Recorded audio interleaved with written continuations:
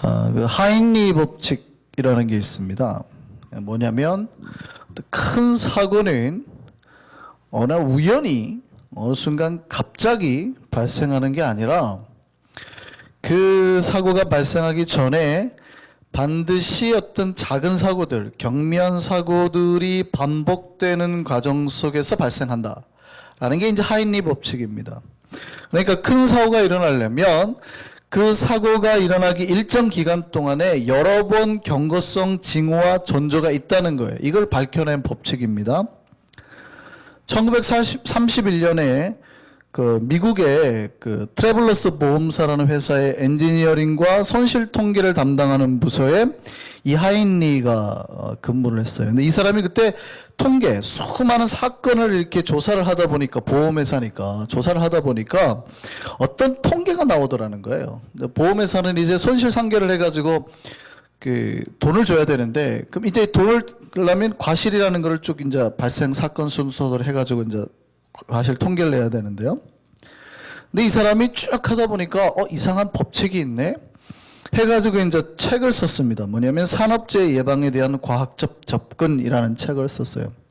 거기서 이제 이 법칙을 말합니다. 뭐냐면 산업재해가 발생해서 중상자, 심하게 다친 사람 한 명이 발생하면 그 전에 똑같은 원인으로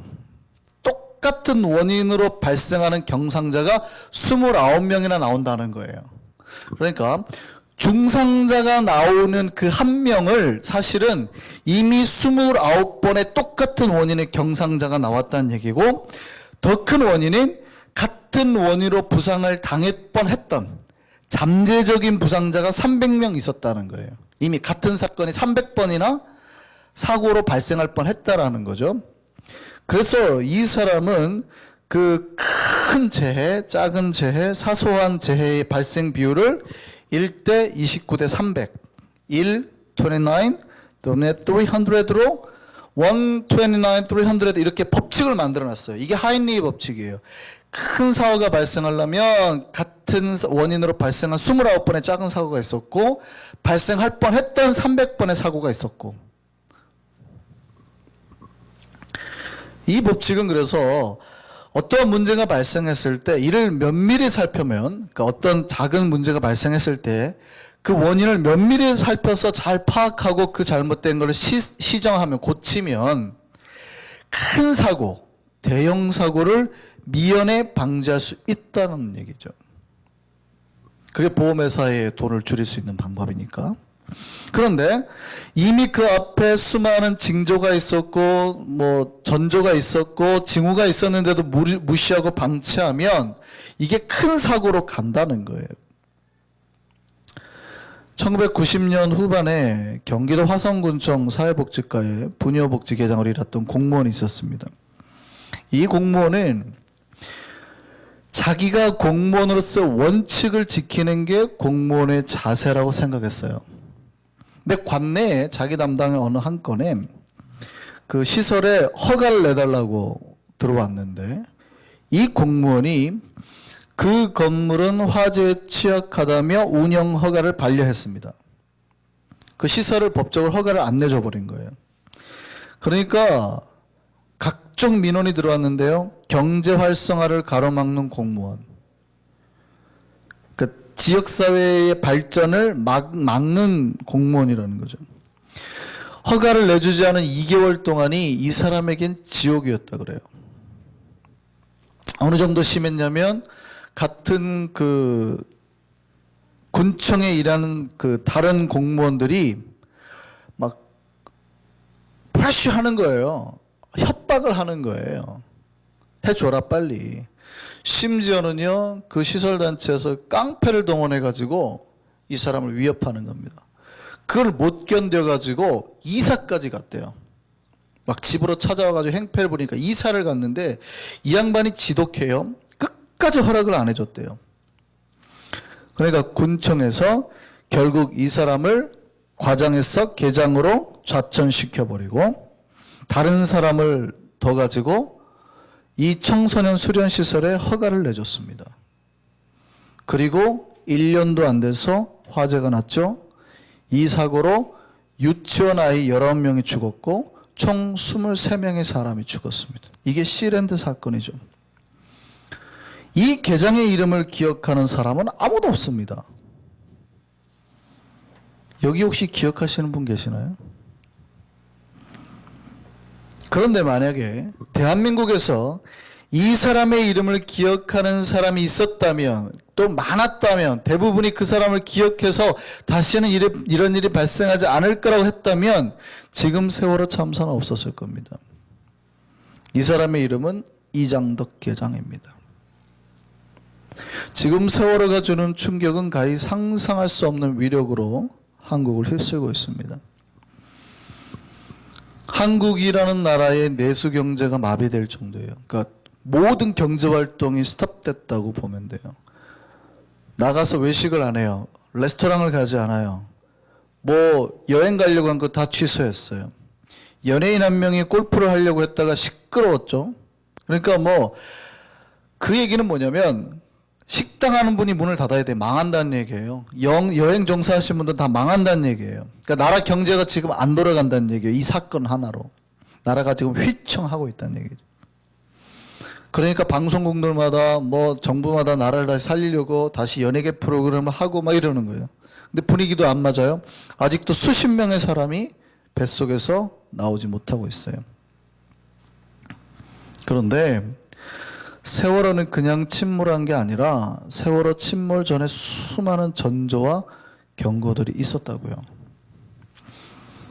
조선일보에 따르면 선박 항만에 관계된 유엔사나 IMO라는 국제기구가 있대요. 근데 1997년 세월호와 같은 로로 여객선이 뭐냐면 사람도 타고 차 같은 것도 실을 수 있는 배예요. 이게 위험하다고. 그래서 이 배를 가진 사람들을 통해서 선원들에게 안전교육 시키고 엄청나게 강화를 시켰어요, 규제를. 근데 우리나라 해양수산부는 어떤 대비책도 만들지 않았다고 그러죠. 배가 출발하기 하루 전날 1등 항해사 강모 씨가 화물 적재를 담당한 업체로부터 짐이 많이 적재됐으니 밸런스를 잘 확인하라고 그랬어요. 그래서 1등 항해사가 회사에다가, 청해진 해운 회사에다가 고만 실어라, 배가 닿는다 경고를 했어요. 그런데 그거 경고를 무시했어요. 세월호가 가라앉기 석 달 전에 이 청해진 해운 소속의 그 사람이 청와대에 직접 민원을 고발을 했어요. 직접 여기 문제가 많다. 그런데 그가 신문사와 인터뷰를 했는데 직접 그렇게 고발을 했는데 청와대는 무시했다. 그 경고를 받아들이지 않았다라고 말합니다. 사고는 그냥 발생하는 게 아닙니다. 사고가 일어나기 전에 수많은 사인이 있어요. 어떤 사인이 있다고요. 이거에 민감하면 우리의 인생에 사고가 안 나요. 신앙도 마찬가지입니다. 우리에게 어떤 큰 문제가 재앙이 한순간에 다가오는 게 아니에요. 평화롭다가 어느 한순간에 잠자다가 막 그냥 물에 쓸려가는 게 아니에요. 처음에는 마치 건물에 물만 새다가 어느 날 점차 누전도 되고 이게 반복돼요. 수없이. 몇백 번이요? 329번 정도가 반복되는 거예요. 그런데 사람들이 그걸 무시하는 거예요. 하나님이 우리로부터 우리에게 수많은 사인을 주는데 우리의 사람들이 자기 영혼에 대해서 괜찮겠지, 나에게는 그런 문제가 발생 안 하겠지, 우리 아이들에게는 그런 문제가 발생 안 하겠지, 내 미래는 화려하겠지, 괜찮겠지라고 하나님의 사인을 다 넘어가 버려요. 경고성 사인을. 하나님이 바로 심판하지 않으세요.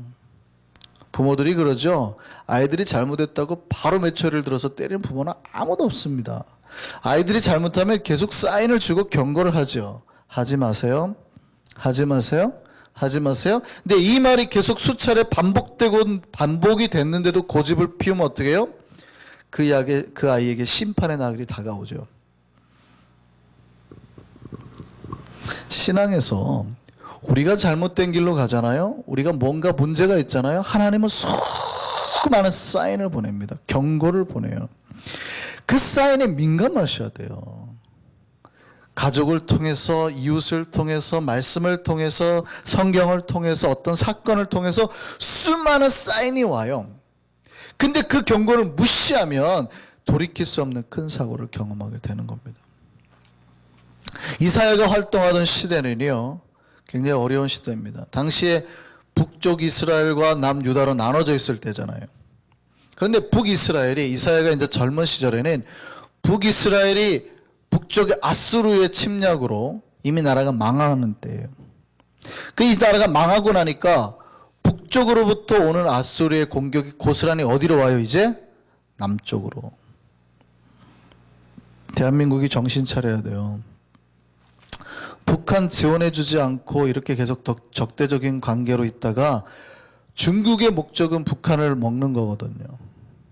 중국이 북한을 흡수하는 순간 중국하고 국경이 남한하고 닿아요. 똑같은 상황이에요. 지금 북이스라엘, 남유다가 서로 싸우다가 북쪽이 아수르에 딱 삼키고 나니까 남유다가 아수르하고 바로 국경에 붙어서 싸우게 생겨요. 이때에 이제 이사야가 젊었을 때는 북이스라엘이 멸망하고 자기가 노년 때에는 남유다의 멸망. 이미 아수르가 남유다에 침입해가지고 46개 성을 파괴하고 20만 명의 포로를 잡아갔어요. 이때 이사야가 선지자로서 예언을 합니다. 그러니까 얼마나 비통합니까? 하나님은 이사야를 통해서 수많은 경고의 메시지를 보냈어요. 북쪽이 망한 걸 보고 남쪽도 정신 차리라는 거예요. 남쪽도 정신 차려라. 남한국이 그 경고를 받아들이면 망하지 않을 텐데 안 받아들이면 망한다는 거예요. 그래서 이사야서에는 수많은 예언들이 가득한데 그 예언이 주로 어디 이제 누구를 통해서 나오게 돼요? 메시아. 그래서 이사야서에 보면 예수 그리스도가 오실 거란 얘기가 그렇게 많은 거예요. 하나님이 그 시대에 이사야를 통해서 경고성 메시지를 주셨습니다. 이사야서 8장 3절 보시죠.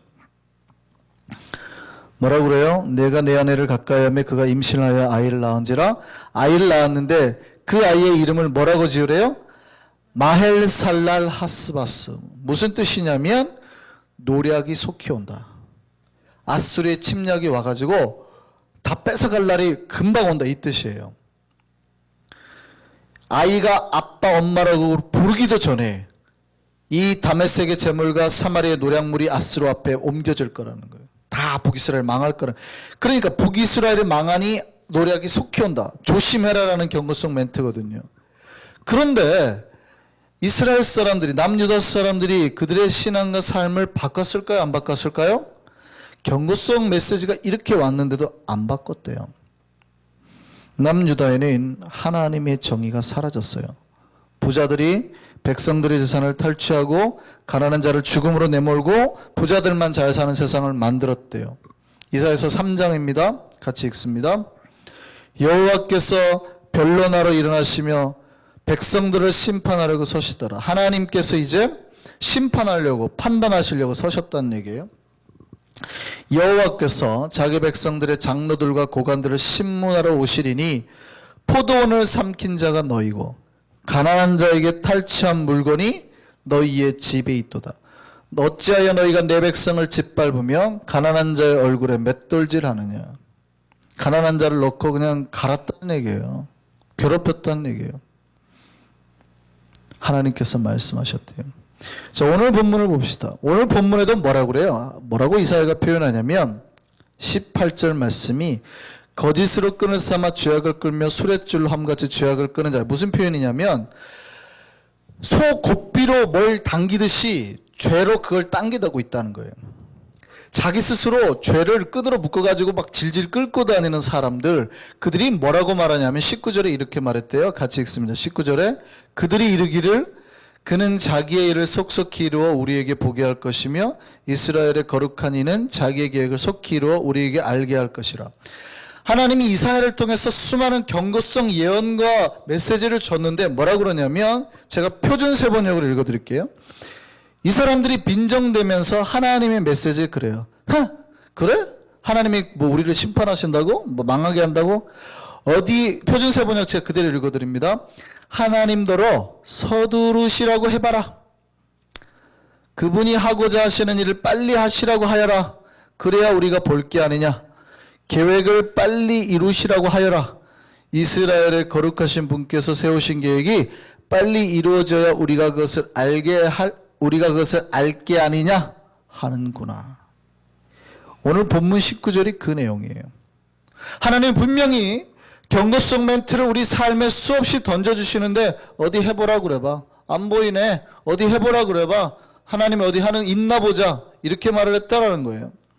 그리고 그 다음에 했던 그들이 하는 행동이 뭐예요? 20절에 악을 선하다고 하고 선을 악하다고 하고 어두운 걸 밝다고 하고 밝은 걸 어둡다고 하고 뇌물을 받아서 악인을 의롭다고 말하고 이들의 행동이라는 거예요. 오늘 본문이 말하는 거예요. 옳지 않다라고 말하는 자들에게 옳다 그래요. 옳지 않은 행동을 하는 자들에게. 그러니까 사람들이 나쁜 짓을 하고도 자기들이 뻔뻔하다는 얘기예요. 하나님이 정신 차려라, 정신 차려라, 회개해라, 죄에서 빨리 돌이켜라. 그런데도 뻔뻔하다는 얘기예요. 뇌물 받고요. 그들의 결말이 어떻게 됐습니까? 24절 말씀 볼까요? 그들이 다 말라버린 풀을 불 속에 던지면 확 불사르잖아요. 그죠? 그렇게 돼버리는. 하나님이 결국 그들을 심판하시겠다는. 이 경고가 지금도 한국과 전 세계에 내려지고 있습니다. 정말 수많은 메시지들이 나라를 향해서 가난한 자를 억압하는 자들을 향해서 잘못을 행하고 있는 자들을 향해서 나오고 있어요. 근데 어떻게 해요? 어디 해봐라. 하나님이 있다면 어디 해봐라. 보여줘봐라. 이렇게 말하고 있다고요. 이럴 때 우리 신자가 해야 될 일은 뭘까요? 예, 이사야가 했던 것처럼 하나님의 나팔수가 되어서 경고를 해야 됩니다. 오늘날의 많은 교회들이 죄에 대해서 어느 순간부터 침묵을 하는 것을 당연이라고 생각해요. 그럴 때는 기도하고 은혜로 침묵해 주는 걸 당연하게 생각해요. 그러면 망하는 거예요. 다 죽는 거예요. 하나님은 이사야를 통해서 선지자들을 통해서 수많은 메시지를 줬는데 정신 차리게 해라, 회개하게 해라, 뇌물 받지 말게 해라, 거짓말하지 말게 해라, 정의를 지키게 해라. 그래야 나라가 산다, 세상이 산다. 근데 교회들이 거기에 다 침묵해요. 은혜는 죄 지어도 용서해 주는 게 은혜. 아니요. 하나님의 정의를 지키지 못하면 하나님의 은혜가 들어갈 자리가 없는 거예요. 마치 구멍난 그릇처럼 은혜가 다 새버린다고요. 교회가 예언자가 되어서 외쳐야 됩니다. 부정하고 잘못된 자들에게 심판의 메시지를 전해야 됩니다. 고치지 않으면, 바꾸지 않으면 반드시 죽게 되어 있다고 외쳐야 되는 거예요. 이번에 세월호 참사를 영국에서는 학살이라는 표현을 사용했습니다. 그러니까 아이들을 살릴 수 있었는데 다 죽였다는 얘기예요. 일부러 다 죽였다는 얘기예요. 그럼 이 문제에 대해서 어떻게 할까요? 여러분 SNS를 통해서 여러 매체를 통해서 알리고 잘못이 있는 자들을 처벌하고 책임자들이 책임을 지도록 해야 된다는 거예요. 그렇게 하도록 외치는 것이 선지자의 사명이에요. 세상에 경고를 알리는, 경종을 울리는 교회가 해야 될 일이라고요. 이럴 때 교회가 침묵으로 일삼는 것은 마치 거짓 선지자들처럼 기회만을 틈탄 행위예요. 거짓 선지자들의 특징이 뭡니까? 왕에게 가까이 해요. 왕에게. 거짓 선지자들의 특징은 하나님을 가까이 하는 게 아니라 왕을 가까이 해요. 왕을 가까이 함으로 얻어지는 게 뭐예요? 나라의 복이죠. 복, 돈, 권력. 그래서 이 나라가 망할 겁니다. 그러면 막 선지자들의 뺨을 때리고 감옥에 가두잖아요. 그런데 진짜 선지자라면, 참 교회라면 다시는 이런 일이 발생하지 않도록 경고를 해야 되는 거예요. 잘못하는 자들, 부정한 자들 경고를 해야 되는 겁니다. 경고를 하면 이런 문제가 다시 발생하지 않을 텐데 경고를 안 하면 또 발생해요. 제가 말씀드렸죠. 1993년 제가 군대에 있을 때인데요. 위도 페리어 사건이 났어요. 제가 직접 들어갔어요. 직접 거기 위도에 들어가서 시체를 건졌다고요. 거친 거 지키고 직접 다 찾아다녔다고요. 직접. 근데 10년 만에 똑같이 대구 지하철 참사가 났어요. 10년 만에 다시 이 세월호가 났어요. 안 바뀐다고요. 왜요? 교회들이 경고를 안 하니까, 부정과 같이 가니까, 왕들과 정치권과 결탁을 하니까, 선지자의 사명을 감당하지 못하니까. 이번 세월호 사건의 큰 문제는요, 경고 방송을 하지 않은 거예요. 선장과 선원이 다 빠져나가면서, 특히 1등항 회사는요, 나왔다가 자기가 핸드폰을 가지고 오지 않아가지고 다시 선실로 들어가서 핸드폰을 갖고 나왔대요. 그러니까 거기서 여유가 있었다는 얘기죠. 자기 핸드폰 잃어버릴까봐 갔다 왔대요. 근데 갔다 오다가 사람을 만났는데 탈출하라는 얘기도 안 한 거예요. 그리고 막 해경이 사람을 건지고 있는데 선원이라면 자기가 도와줘야 되잖아요. 근데 옆에서 통화하고 있어요, 이게. 그게 동영상에 다 찍혔어요. 옆에서 통화하고 있어요, 자기 회사하고.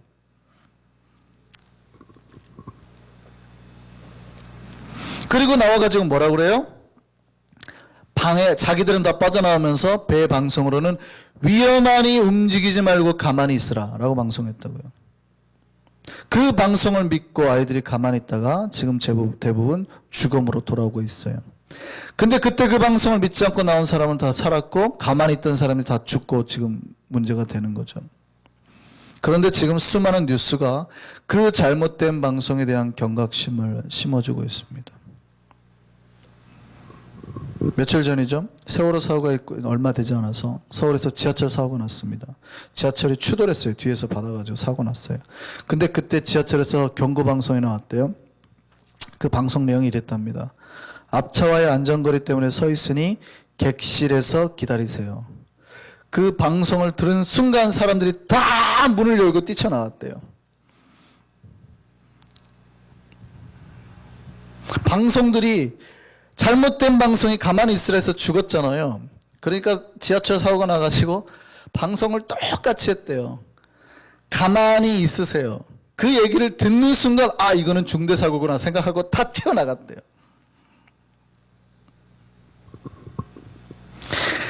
방송을 들은 사람들이 그 세월호 사고가 준 경각심 때문이에요. 세월호는 우리에게 참 슬프고 아픈 기억으로 남았습니다. 그 상처가 깊을수록 각인의 정도가 깊을 거예요. 앞으로 이 문제 대응하는 태도도 달라질 겁니다. 이게 경고의 효과예요. 잘못을 바로 잡아서 다시는 그런 일이 일어나지 않도록 해야 된다고요. 우리는 하나님의 정의와 평화를 외쳐야 되는 선지자의 사명을 가지고 이 땅에 보냄을 받은 사람들입니다. 교회는 하나님의 나팔이에요. 외쳐야 된다고요. 근데 많은 교회가 이 선지자의 사명을 잃어버리고 권력과 돈에 빌붙어서 살아가고 있습니다. 대부분의 대형 교회들은 항상 집권 여당의 권력의 나팔수 역할을 했어요. 그게 왜냐하면 자기 교회를 지키는 일이라고 생각했거든요. 이게 역사가 반복됐어요. 일제강점기 때도 똑같았어요. 당시에 모든 종교가 다 친일을 했지만 어떤 종교도 우리 개신교의 친일을 따라올 수는 없었습니다. 불교는 비행기 한 대를 헌납했어요. 개신교는요.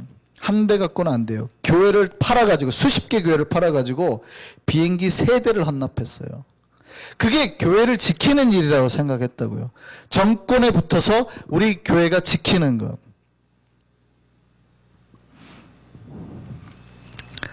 그런데 그게 교회를 지키는 게 아니에요. 교회 건물은 지킬 수 있어요. 그런데 교회가 하나님의 말씀과 정의를 버려버린 거죠. 그런 교회는 더 이상 교회라고 할 수 없는 겁니다. 우리가 해야 될 게 있어요. 우리는 하나님의 경고의 나팔이 되어서 세상의 죄와 욕망에 대해서 하나님의 외침을 전하는 참 사도가 되어야 됩니다. 뿐만 아니라 우리 삶 속에서도 하나님의 끝없이 말씀하시는 경고에 민감하시기를 바랍니다. 문제는 그냥 터지지 않아요. 그 경고에 민감하게 반응해서 문제를 바꾸고 삶을 고치면 우리에게는 사고가 없는 복된 평안한 길이 될 텐데 그거를 무시하고 메시지를 자꾸 무시할수록 어떻게 돼요? 점차 반복되는 사고가 많아지고 결국에는 내 인생이 무너질 만큼의 거대한 사고를 경험하게 된다는 것이죠. 오늘 우리가 하나님의 경고를 전하는 나팔수가 되기를 바라고 나에게 말씀하신 하나님의 경고에도 민감하게 반응하는 우리가 되기를 바랍니다. 그래서 우리의 인생이 사고 없는 인생, 복된 인생으로 나아가는 우리가 되기를 바랍니다. 우리 찬양하겠습니다.